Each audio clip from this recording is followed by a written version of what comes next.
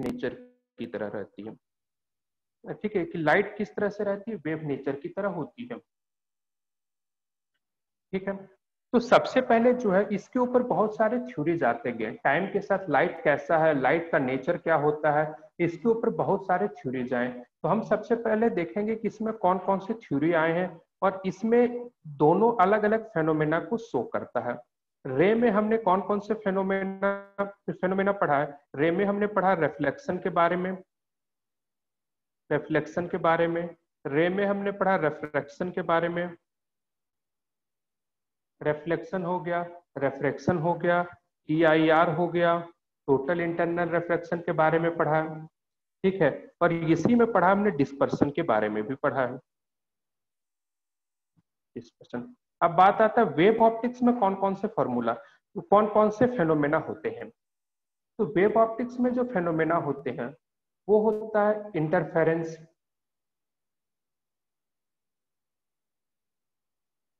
देखिए इसमें रिफ्लेक्शन भी होता है, रिफ्लेक्शन भी होता है, रिफ्रैक्शन भी होता है। इसमें हमारा रिफ्लेक्शन रिफ्रैक्शन हो रहा है तो इसमें डिस्पर्शन भी होगा, टीआईआर भी होगा, रिफ्रैक्शन हो रहा है तो इसमें टीआईआर भी होता है। उसके अलावा ये इतनी प्रॉपर्टी जो वेव दिखा रहा है वो प्रॉपर्टीज तो रे भी दिखा रहा था, लेकिन उसके अलावा कुछ और प्रैक्टिकल प्रॉपर्टीज ये दिखाती हैं, जैसे कि इंटरफेरेंस,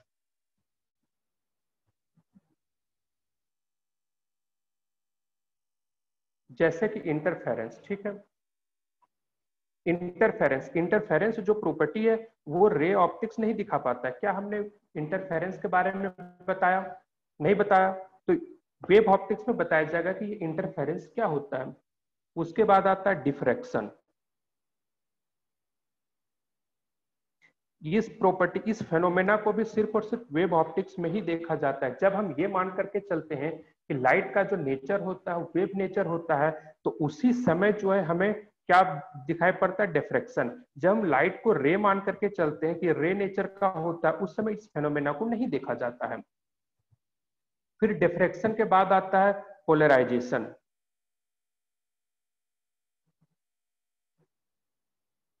ठीक है, डिफ्रैक्शन के बाद आता है पोलराइजेशन।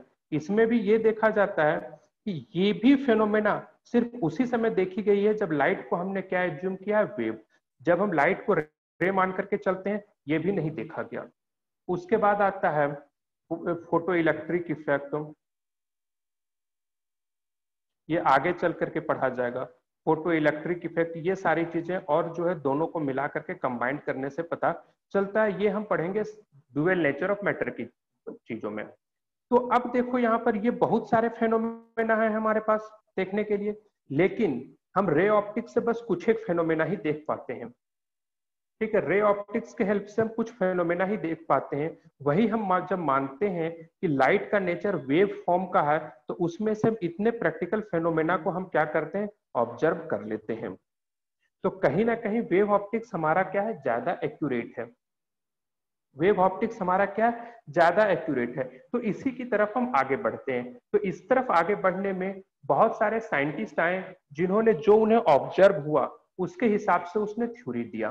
तो सबसे पहला थ्योरी जो जाता है, चलिए इसका स्क्रीनशॉट लीजिए। सबसे पहला थ्योरी जो जाता है वो न्यूटन के पास जाता है, न्यूटन कॉर्पस्क्यूलर थ्योरी।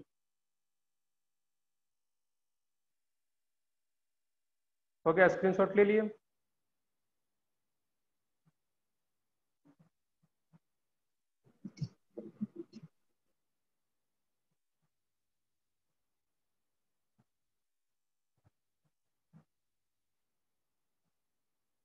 ठीक है,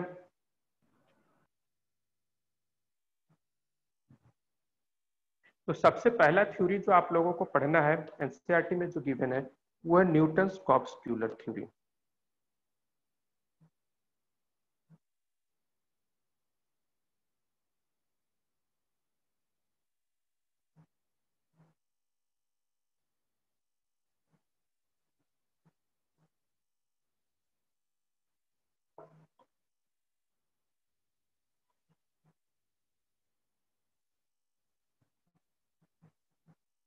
1675 में इसमें न्यूटन्स का कहना था कि every source of light emits large number of tele particles. कि मतलब जो सोर्स ऑफ लाइट रहता है, जैसे कि सपोज दैट यहाँ पर क्या है, बल्ब लगा हुआ है, ठीक है, यहाँ पर क्या है, बल्ब लगा हुआ है, तो इससे क्या हो रहा है, लाइट निकल रहा है। तो न्यूटन्स का कहना था कि ये छोटे छोटे पार्टिकल्स को, टीनी पार्टिकल्स को एमिट कर रहा है, यानी लाइट को उसने ये बोलने की कोशिश किया कि छोटा छोटा टीनी पार्टिकल होता है, टीनी पार्टिकल होता है, जिसे उसने नाम दिया न्यूटन्स ने कॉर्पस्कल्स, ठीक है, उसने नाम दिया कॉर्पस्कल्स, ठीक है। ये छोटे छोटे पार्टिकल्स होते हैं जो कि यहां से निकलते हैं, जो लाइट को प्रोड्यूस करता है उससे। तो इसको मैं लिख देता हूं, एवरी सोर्स ऑफ लाइट, लिखते जाइए आप लोग भी अगर लिख पाइएगा तो, every source of light, every source of light emits large number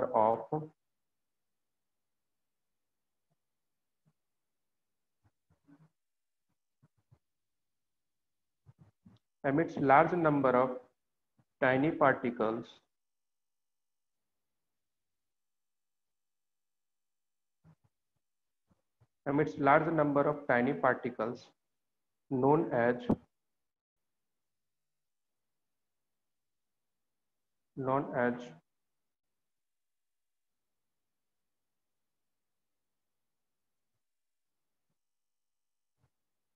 corpuscles in a medium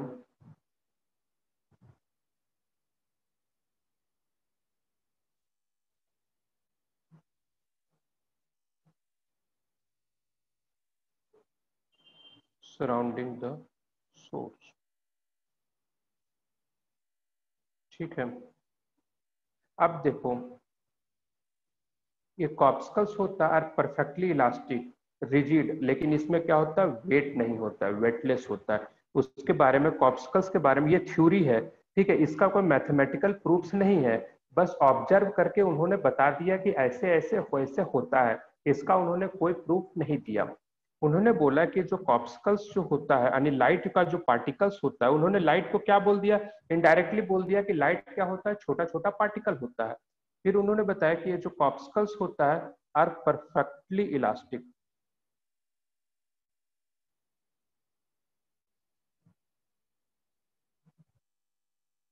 are perfectly elastic, perfectly elastic होता है। परफेक्टली इलास्टिक मतलब क्या हुआ, हमने उसे एक्सटेंड किया फिर वापस छोड़ दिया तो वापस वो क्या हो गया, उसी पोजीशन में पहुंच गया। रिजिड बट वेटलेस, इसका कोई भी कुछ भी वेट नहीं होता है, वेटलेस, ठीक है। तीसरा थ्योरी न्यूटन ने दिया, कॉर्पस्कल, वही देखो, अब ये लाइट है, तो लाइट के स्पीड के बारे में बताया। तो हमारा लाइट का स्पीड क्या होता है, 3 × 10⁻⁸ मीटर पर सेकेंड। तो ये कॉर्पस्कल्स क्या है, लाइट का पार्टिकल्स, मतलब अकॉर्डिंग टू न्यूटन कॉर्पस्कल्स क्या है, लाइट, लाइट ही एक तरह से इसी ही कॉर्पस्कल्स से मिलकर के लाइट बना हुआ है। तो कॉर्पस्कल्स का जो ट्रेवलिंग स्पीड रहता है वो न्यूटन ने बताया 3 × 10⁸ मीटर पर सेकेंड रहता है, लेकिन डिफरेंट मीडियम में स्पीड क्या होता है, डिफरेंट होता है। थर्ड थ्योरी उन्होंने दिया,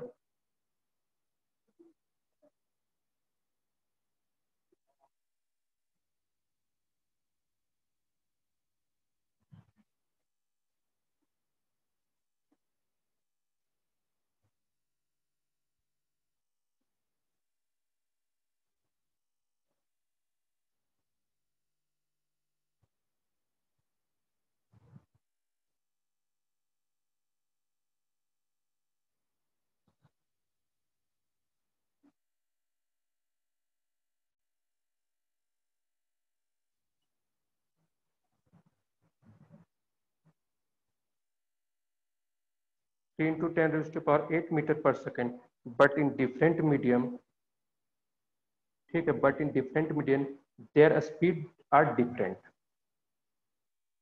या तो बोल सकते हैं एयर के अलावा किसी और मीडियम में जाएगा तो इसका स्पीड क्या होगा, डिक्रीज करेगा, but in different medium their speed decreases.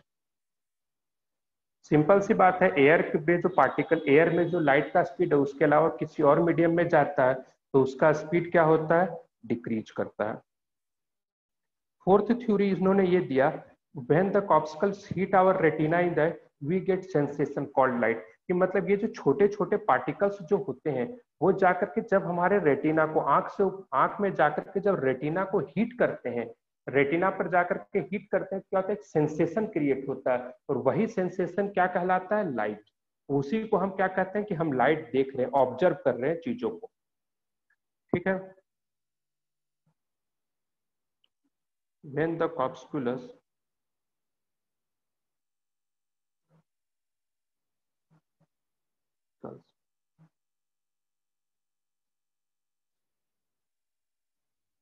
hit our eye,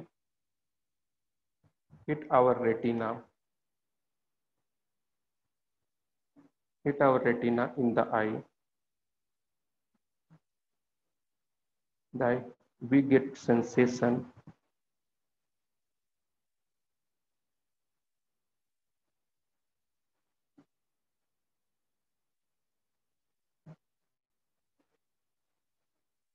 called light।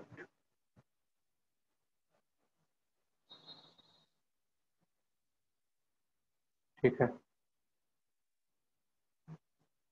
अब ये बोला है कि अब हमें जो डिफरेंट डिफरेंट कलर का लाइट दिखता है, डिफरेंट डिफरेंट चीजें, तो बोला कि different different colour of light का जो कॉर्पस्कल्स का जो साइज रहता है, कॉर्पस्कल्स का जो साइज रहता है वो क्या होता है, डिफरेंट डिफरेंट होता है। तो हम यहाँ लिख सकते हैं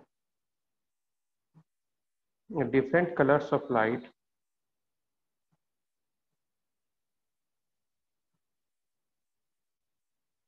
different colors of light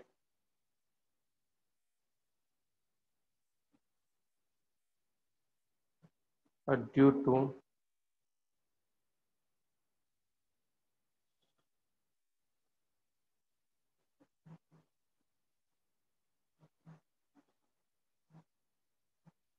corpuscles।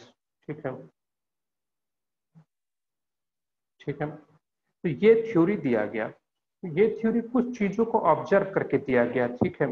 और देखो, जब कोई भी थ्योरी आता है तो उसको हम बनाते नहीं है, वो हम चीजों को ऑब्जर्व करते हैं कि ये लाइट से ऐसी ऐसी घटनाएं घट रही है, तो उसके आधार पर हम कह देते हैं कि लाइट ऐसा है, लाइट ऐसा है, लाइट ऐसा है, जितना हमें चीजें समझ में आती है। तो इन्होंने, न्यूटन्स ने बता दिया कि लाइट ऐसे है, लाइट को कॉर्पस्कल्स के तौर पर माना जाए और इस तरीके से हो जाए।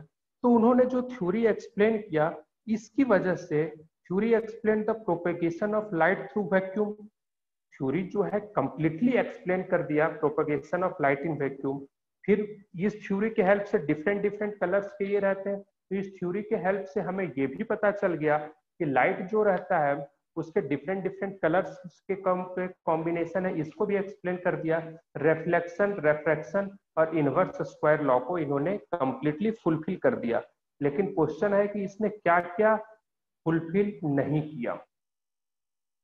ठीक है, क्वेश्चन ये आता है कि इसने क्या क्या फुलफिल नहीं किया। तो हम यहाँ पर लिख देते हैं वैलिड, किस किस चीज के लिए वैलिड रहा। ये जो थ्योरी जो वैलिड रहा, valid for propagation of light in vacuum,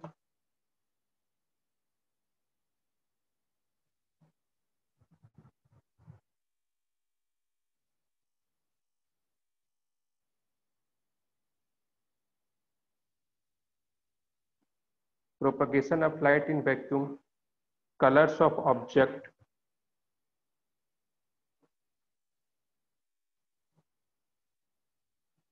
तो propagation of light vacuum, colours of object, उसके बाद रिफ्लेक्शन आ गया, रिफ्रैक्शन आ गया,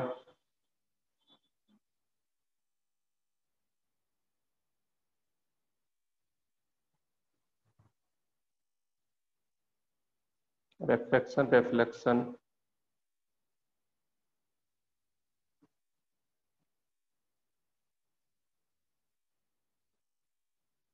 उसके बाद इनवर्स स्क्वायर लॉ। ठीक है, चलो। ओ, चलो नोट डाउन करो यहाँ इतना, इसका स्क्रीनशॉट।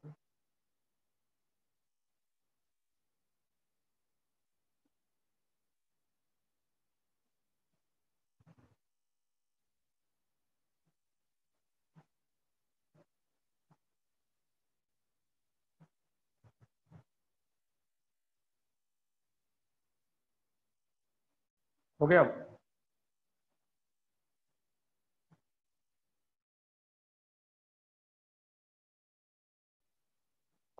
Yes sir, okay. अब कॉर्पस्कल्स थ्योरी ये दिया, इन चीजों के लिए वैलिड रहा, लेकिन कॉर्पस्कुलर थ्योरी जो है किन किन चीजों को एक्सप्लेन नहीं कर पाया, ये इंपॉर्टेंट है कि जब कॉर्पस्कुलर थ्योरी नहीं एक्सप्लेन कर पाया होगा तो फिर इससे आगे चल करके कोई थ्योरी आया होगा। तो हम लिखते लिखते हैं कॉर्पस्कुलर थ्योरी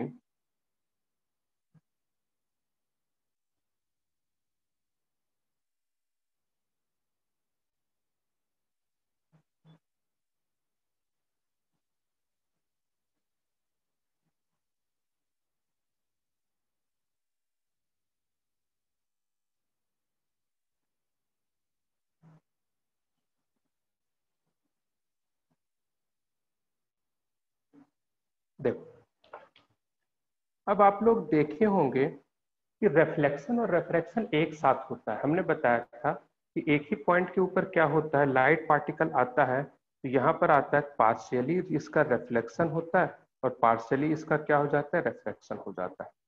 ठीक, तो अभी अभी न्यूटन्स ने ये बताया हमें कि लाइट जो आता है एक पार्टिकल से बना हुआ, ये पार्टिकल यहाँ आएगा, तो बताओ एक ही पार्टिकल ऊपर कैसे जाएगा और एक ही पार्टिकल नीचे कैसे जाएगा? क्या ये पॉसिबल है? स्पेशली लिक्विड सरफेस के ऊपर होता है, लाइट ऊपर की तरफ भी रिफ्लेक्ट करता है और लाइट अंदर की तरफ भी रिफ्लेक्ट करता है, अंदर की तरफ भी ट्रांसमिट करता है। तो क्या ये पॉसिबल है?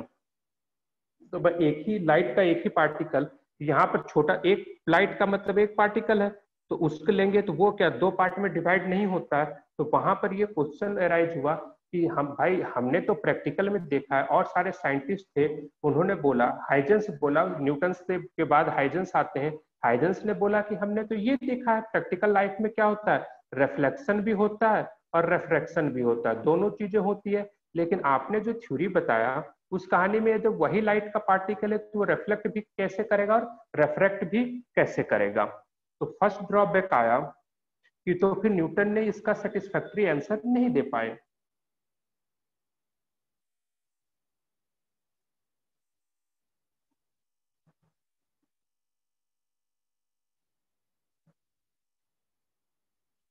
reflection and refraction on the surface of liquid,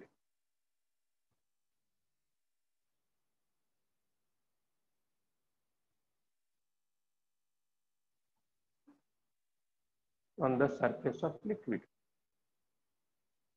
फिर आते हैं दूसरा, ये जो है रिफ्लेक्शन और रिफ्रैक्शन को इंडिविजुअल इंडिविजुअल डिफाइन कर सका, ये जो है एक्सप्लेन नहीं कर पाया इंटरफेरेंस,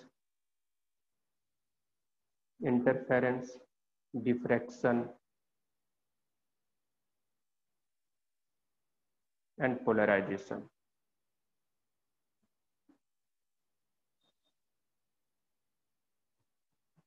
ठीक है, interference, diffraction and polarisation.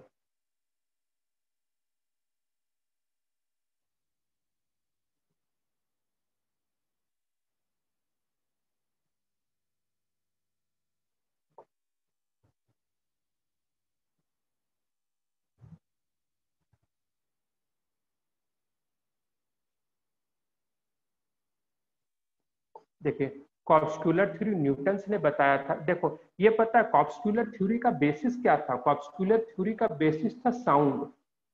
Sound का वेव आप लोग पढ़े हैं ना, पार्टिकल से कोलाइड होते होते आगे की तरफ जाता है, तो बस उसी थ्योरी के आधार पर उन्होंने साउंड के बारे में एक्सप्लेन किया था। तो उसी थ्योरी के आधार पर उन्होंने लाइट को भी एक्सप्लेन कर दिया।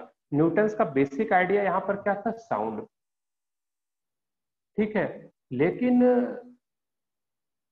लेकिन साउंड के तरीके से ये नहीं चल पाया, इसके ऊपर बहुत सारे क्वेश्चन अराइज हुए। जैसे कि साउंड क्या होता है, जैसे जैसे हमारा डेंसर मीडियम होता है वैसे वैसे वेलोसिटी ऑफ साउंड इंक्रीज कर जाती है। तो न्यूटन ने ये बोला था कि जब हम डेंसिटी ऑफ मीडियम का डेंसिटी बढ़ाएंगे तो साउंड की वेलोसिटी हमारी, सॉरी लाइट की वेलोसिटी हमारी क्या हो जाएगी, इंक्रीज कर जाएगी। लेकिन हाइजेंस ने दिखा दिया, हाइजेंस ने बोला नहीं ऐसा नहीं होता है, हमारी लाइट की वेलोसिटी क्या होती है, डिक्रीज करती है। तो आपका कहना क्या है, ये गलत है। उन्होंने कहा था speed of light in denser medium,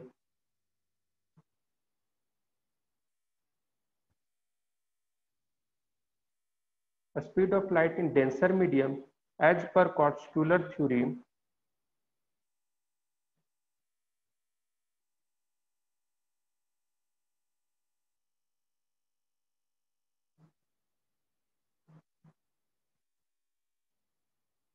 as per corpuscular theory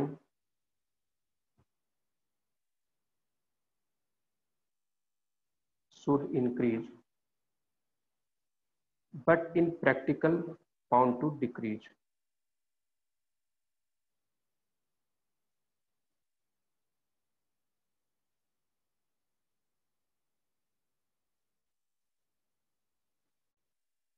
but in practical found to decrease, but practical में क्या होता है, डिक्रीज करता है। फिर एक और क्वेश्चन आया, उन्होंने बोला कि लाइट जो होता है वो पार्टिकल, छोटे छोटे पार्टिकल से मिलकर के बना होता है। तो हाइजेंस ने बोला ठीक है। तो हाइजेंस ने एक बल्ब लिया, बल्ब लगा दिया, अब बल्ब से कंटिन्यूअस लाइट निकल रहा है। तो बोला कभी तो इस बल्ब का वेट थोड़ा बहुत डिक्रीज करेगा, क्योंकि पार्टिकल निकल रहा है, वो वेटलेस है, लेकिन कभी तो थोड़ा सा ना थोड़ा सा तो इसके मास के ऊपर तो इफेक्ट पड़ेगा।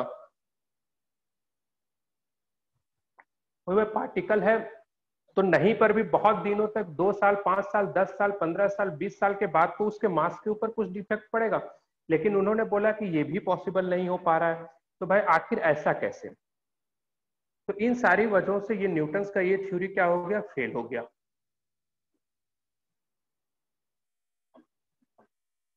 चौथा है कि द मास ऑफ सोर्स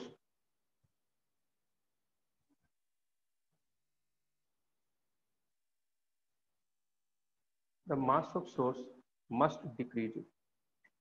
अभी जब टाइम ओवर हो जाएगा, इसी लिंक पर के ऊपर आप लोग ज्वाइन कीजिएगा। The mass of source must decrease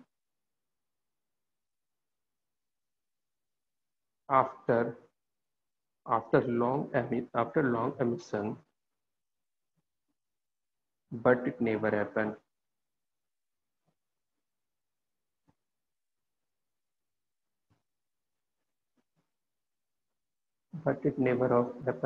Therefore, corpuscular theory failed.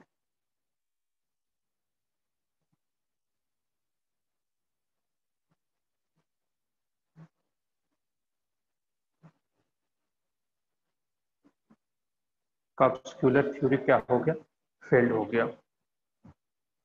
ठीक है, यहां तक समझ में आया कॉर्पस्कुलर थ्योरी की बात चली न्यूटन्स की। अब उसके बाद नेक्स्ट जो सबसे इंपॉर्टेंट थ्योरी जो आता है वेव ऑप्टिक्स में, जो सबसे इंपॉर्टेंट थ्योरी आता है, न्यूटन 1675 में थ्योरी दिए थे। उसके बाद इन्हीं का एक स्टूडेंट था, ठीक है, जो न्यूटन्स की सारी बातों को गलत काटा, और वो थे हाइजेंस। ठीक है, तो हाइजेंस ने उसके बाद हाइजेंस अपना थ्योरी लेकर के आए। तो अब हम आगे देखते हैं हाइजेंस वेव थ्योरी।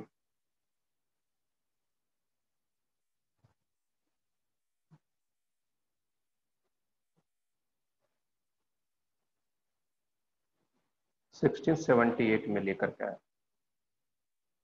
तो इसमें सबसे फर्स्ट टॉपिक जो हमें पढ़ना है वेव फ्रंट। धीरे धीरे हम इस टॉपिक को पढ़ेंगे। सबसे पहले देखते हैं वेव फ्रंट क्या होता है। चलिए एक क्वेश्चन का आंसर दीजिए। ऐसे करके वेव जा रहा है, आप यहां पर बैठे हैं, ठीक है, जो भी है आप बैठे हुए यहां पर, उसके बाद आकर के यहां पर लगेगा। ये वेव आया और आपके बैक के ऊपर हिट किया, तो किस तरीके से हिट करेगा? क्या पिन पॉइंट हिट करेगा, पूरा प्लेन हिट करेगा? पूरा क्या पूरा प्लेन हिट करेगा, कैसे हिट करेगा?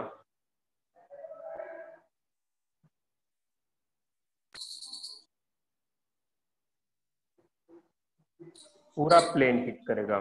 चलो सी, देखिए एक एग्जांपल से समझने का कोशिश कीजिए। अभी कोरोना चल रहा है, ठीक है। इसके बाद जो है कोरोना खत्म हुआ, आप लोगों को बल्ब को तो एनर्जी मिल रही है ना पूरा,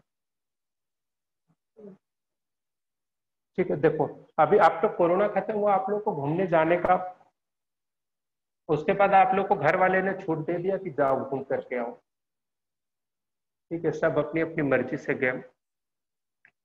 तो आप लोग समुद्र के किनारे गए, ठीक है। मान लीजिए मुंबई, मान लीजिए भुवनेश्वर, मान लीजिए गुजरात, मान लीजिए समुद्र के किनारे गए। ज्यादा नहीं सोचिएगा, बस जितना जगह बोला हूं उतना ही सोचना है। तो अगर आप लोग जब बैठे हुए समुद्र के किनारे बैठे हुए, इससे प्रैक्टिकली समझने का कोशिश कीजिए। जैसे यहाँ समुद्र के किनारे आप लोग बैठे हुए, तो जब पीछे से जो वेव्स आता है इसका, तो वो क्या करता है, कंप्लीटली ऐसे जाकर के जो हमको वेव आता है, वो एक पूरा प्लेन हमारे बॉडी के ऊपर हीट करेगा। जो अटैक करेगा हमारे ऊपर क्या होगा, एक प्लेन हीट करेगा, ठीक है। तो वो जो प्लेन जो हीट करता है, उसी को हम क्या कहते हैं, वेव फ्रंट। Wave front.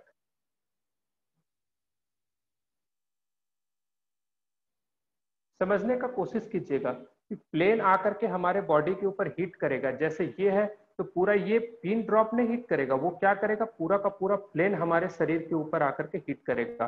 तो वही क्या कहलाएगा, वेव फ्रंट। मतलब ये बेसिक बता रहा हूँ, भी टेक्निकल लैंग्वेज और इसको सुधार करके बताऊंगा, बस एक आइडिया दे रहा हूँ वेव फ्रंट होता क्या है, ठीक है। तो ठीक है, अब देखते हैं थोड़ा टेक्निकली समझने की कोशिश करते हैं। पूरा शांत तालाब है, बीच में पूरा पानी है, शांत है, बीच में आपने क्या किया, एक स्टोन डाल दिया। यहाँ पर आपने एक स्टोन ड्रॉप कर दिया। स्टोन ड्रॉप किया तो क्या हो गया, ऐसे ऐसे ऐसे ऐसे ऐसे ऐसे पानी में चलना शुरू हो गया, वेव्स का फॉर्मेशन होना शुरू हो गया, ठीक है। तो यहाँ पर ड्रॉप किया है, तो उससे बाहर फिर ऐसे करके एक लेयर निकला, ऐसे ऊपर गया, फिर अब क्या हो गया, नीचे आएगा। तो नीचे को हमने किससे रिप्रेजेंट कर दे रहे हैं, डॉटेड से रिप्रेजेंट कर रहे हैं।